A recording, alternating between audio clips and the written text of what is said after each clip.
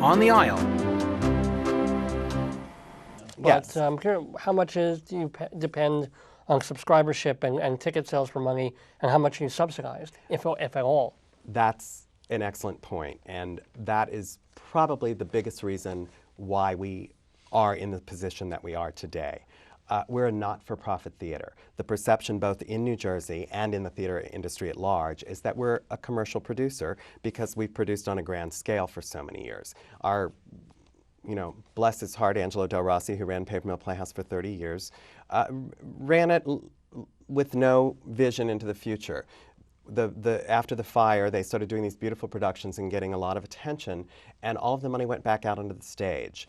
They didn't, at that time when we were so flush, donors weren't cultivated. Foundations, except for a few like long-term allies of Paper Mill, like the Dodge Foundation and Gene Korf, and the Bildners, Joan Bildner, they will give us money every year to sponsor a production. We don't have a history of fundraising because those people weren't, all the corporations in New Jersey, Pfizer and all the medical companies at Johnson & Johnson, that have huge foundations, were never reached out to in the time when we were so successful, and that's when people want to invest in a not-for-profit organization. So that was number one.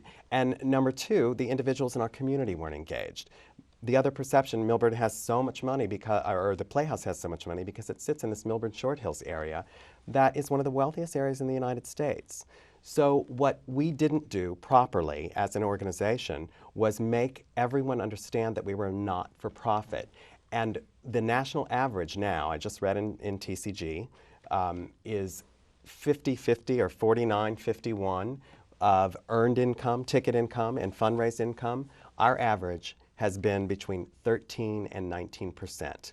We need 55% contributed income in order to survive as an organization. And we are so far off that mark. So when our box office started dwindling, like for example last year, we sold 65% of our house, which is what Ticketmaster sells. So we were doing okay. Where we weren't doing okay was raising money to augment so we could really produce the kind of theater. So you need an endowment, really. Well, and there should have been an endowment built. Right. Not only should there have been a huge cash reserve, which when things started getting rough, there was a little bit of a cash reserve. Immediately that dwindled down. There was no endowment. The people that ran that theater, at least in my mind, had no foresight. And now, 260,000 people a year that walk through our doors are not going to have Paper Mill anymore. And of course, the other important aspect of Paper Mill is that we're a leader in education and outreach, and I don't know if you even knew that. We are a leader in access programs. We have almost 7,000 sight impaired, hearing impaired, and people in wheelchairs come to our theater. There are certain performances that are open captioned and sign interpreted, and we have sensory seminars, so people that cannot see or hear can still enjoy theater at Paper Mill. We're a national leader. Our education programs, we reach over 50,000 students in the state of New Jersey every year. 130 schools in 18 out of 21 counties in New Jersey benefit from our programs. We send artists out into the schools. We have a program called the Rising Star Awards, which is like the Tony Awards. We literally send judges to any school who enters for a very small fee.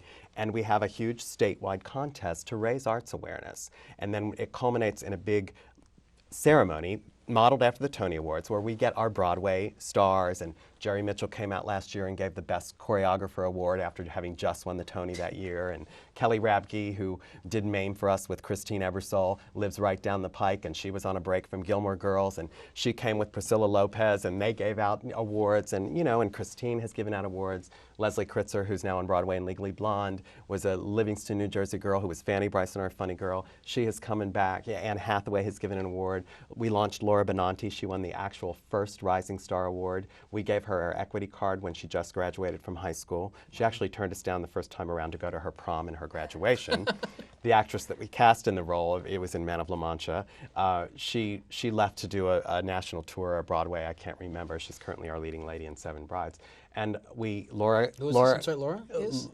No, and the other actress. The other actress, that Michelle Dawson, was the original Antonia in our Man of La Mancha back in '97. We wanted Laura Benanti to do it, but she said, no, I want to do my prom and my graduation. It's the only chance I'll get. So she turned down the role. So Michelle got a Broadway show and left, gave her notice and left. And by that time, Laura had graduated. And so we asked Laura, would you now play the role? And she said yes. We gave her equity card. You know, the rest is history. A year later, she's on Broadway in Sound of Music, understudying Rebecca Luker. So And succeeding. oh my gosh, she's amazing, and she's a huge supporter of our theater. Okay.